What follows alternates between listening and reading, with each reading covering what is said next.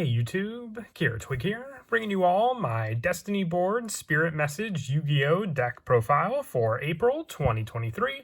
This is definitely one of my favorite decks, being the sole focus of Bakura during the Battle City tournament, and Bakura is one of my favorite Yu-Gi-Oh characters, so very fitting that I keep this deck up to date. It's been a while since the last update. We haven't gotten any new support for the, Destiny board deck. I don't know what they could do. Adding more letters seems kind of redundant because then it just makes it more difficult to win, or what would you potentially do, win twice? I don't know. I'd love to see what their take on more new support for the Destiny board deck could be, but until then I figured I'd keep the deck up to date with some of the newer cards, like some of the Labyrinth support we had from the Tactical Masters booster set. So let's go ahead and get started with the deck profile. So we'll go ahead and start off with the main deck cards. Starting off with the actual Destiny board cards, we're running 2 copies of the actual Destiny board. When all 4 Spirit Message cards with different names are placed on your field, you win the duel, and once per turn during your opponent's end phase, place 1 Spirit Message card from your hand or deck in your spell and trap card zone, face up in the proper order of I-N-A-L, and when any Spirit Message card or Destiny board leaves the field, send all Spirit Message cards and Destiny board you control to the graveyard. So you have some other protection cards in the deck, including the Dark Sanctuary field spell to help protect your Destiny board while it is on the field. I feel you really only need the 2 though. 3 is kind of a cloggy dead draw, and you want to just go for more of a draw power to get into the actual Destiny board setup. So we're running plenty of cards to do so in the deck. For the actual Spirit Messages, we're running 1 copy of Spirit Message I, 1 copy of N, 1 copy of A, and 1 copy of L. Once again, just needed pieces for the win condition of the deck. You have the Dark Sanctuary to be able to special summon them onto the field as normal monsters, so you can keep your spell and trap card zone free for some of your protection, back row, and other cards that you may wish to use. But once again, you just need 1-ofs for each one of the Spirit Messages. Moving on now to the main deck monsters, running 3 copies of Lilith, Lady of Lament, with this card being a searcher for some of your normal traps that you run in the deck. Some of them, including the new cards from Tactical Masters, can help to be a good defense mechanism, just being able to set these cards up in your spell and trap card zone to use, and with that play, being able to tribute a dark monster to reveal 3 normal traps from your deck, and your opponent randomly chooses one for you to set on the field and shuffle the rest back into your deck. So like I said, Lilith is just search power. Same with Card D, which we are also running 3 copies of. It cannot be special summon during your main phase 1. If this card was normal summon, you contribute this card, draw 2 cards, then it becomes the end phase of this turn. So it just gives you draw power to hopefully get into some of the other cards you may need for your plays if you're going to try and draw into the Destiny board or anything else like that. It gives you that setup. You just have the option, since it's during the main phase 1, to tribute it and make sure you have any other cards you want set on the field ready to use before you draw into your draw 2. And for the last of the main deck monsters, 2 copies of Absolute King Blackjack. During your opponent's end phase, you can banish this card from your graveyard, activate the top card of your deck, and if it was a normal trap, set it on your field. Otherwise, send it to the graveyard. That set card can be activated during this turn. And also, if this card is sent to the graveyard, you can look at 3 cards from the top of your deck, place them on the top of the deck in any order, and you can only use each effect of Absolute King Blackjack once per turn. So setting up with the Lilith plays, we have Fiend Griefing to be able to be one of the 3 cards you reveal, to then activate to send King Blackjack to the graveyard, and then give you the option for the setup of the cards on the top of your deck to give you a potential normal trap that can help with some of the draw power you may need in the deck also. That is it for the main deck monsters. The main part of the engine is just the draw power, so that's why we're just running a small little lineup of draw power and trap card setup. For the spells, we run 2 copies of Dark Sanctuary. If a Spirit Message card will be placed on your field with Destiny board, you can special summon it as a normal monster instead, and if you do, it is unaffected by card effects except Destiny board and cannot be targeted for attacks, but does not prevent you from your opponent from attacking you directly.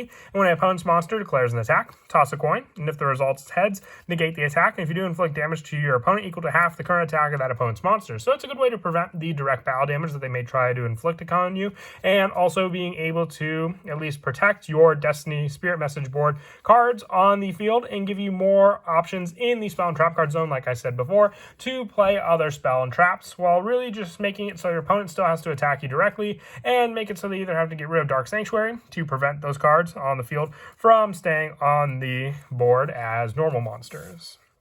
I also run 2 copies of Dark Spirit's Mastery. Discard 1 card to add 1 Destiny board or 1 level 8 Fiend monster from your deck or graveyard to your hand. You can banish this card from your graveyard except the turn it was sent to the graveyard. Place any number of Destiny board and or Spirit Message cards with different names from your hand and or graveyard on the bottom of the deck in any order. Then draw the same number of cards. You can only use each effect of Dark Spirit's Mastery once per turn. This is the card that will at least help to protect yourself if you end up losing any of your pieces of the Destiny board and being able to recycle them back into the deck for you to then reuse again. It's also the searcher for the Destiny board, so that can start off the plays. I would say this is definitely one of your go-to search cards, if not opening up the Destiny board, at least having a copy of this card to search into to then activate and add it to your hand.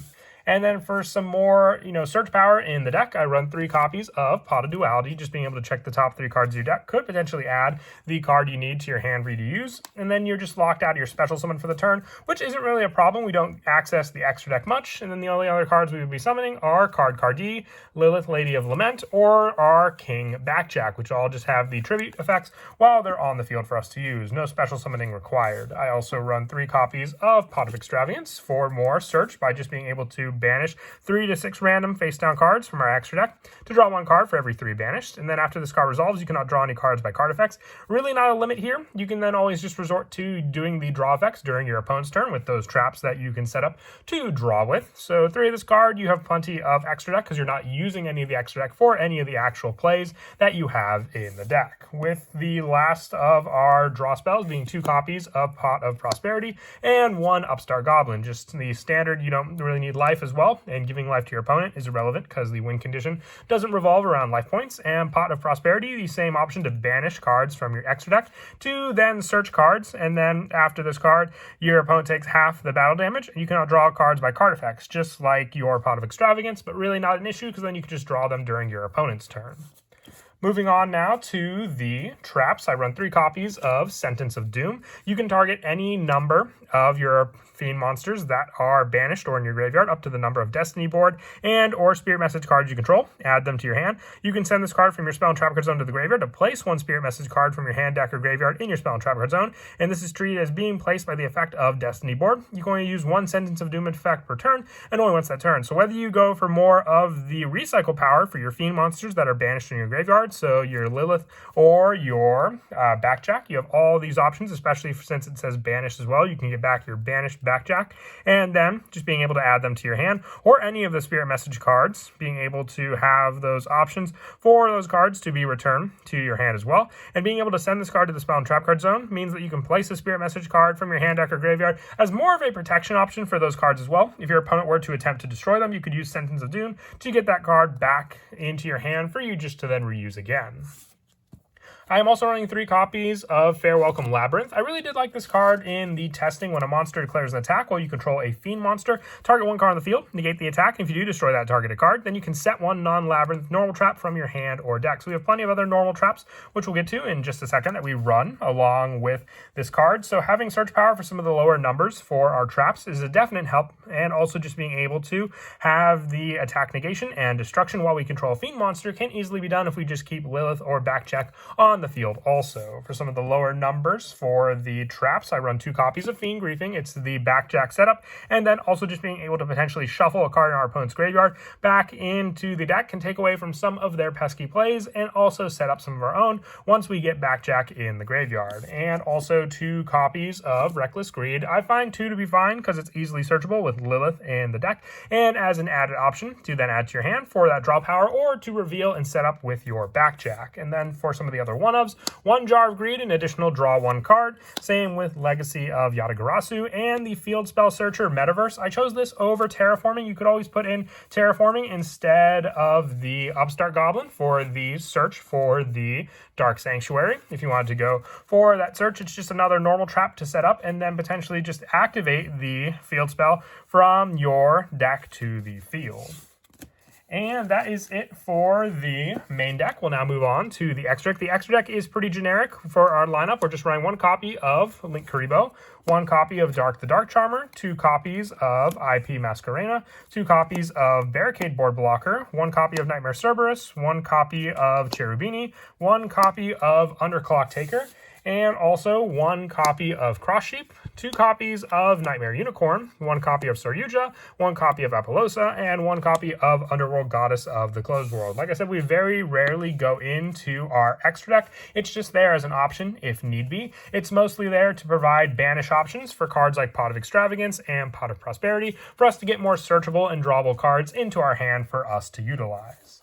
As for some of the go-to plays in the deck, it all comes down to the setup. You have to get the Destiny board and activate it as quickly as you can with the proper order on the field. So with that search, you want to be able to add the Dark Spirit's Mastery to your hand, whether it be through a duality search or a option with Extravagance or our Prosperity. The Prosperity and Extravagance only prevent us from drawing for the rest of the turn. The Dark Spirit's Mastery at least allows us to add the Destiny board card from our deck to our hand to then set and activate the following turn. So close to the end phase, can you activate the Destiny board and then be able to place the first Spirit Message, and then that all comes down to just if you can get into the proper draw power for you then to also activate cards like Sentence of Doom and also protect yourself. Whether your opponent attacks you directly, thanks to Dark Sanctuary, you could still take some pretty heavy damage if they end up getting lucky with their coin tosses, but you have plenty of other cards like Lilith, Lady of Lament, to be able to set up cards like Fair Welcome Labyrinth on the field to protect you and also destroy your opponent's cards, and then utilize Sentence of Doom, like I said, to set up more and more of the pieces.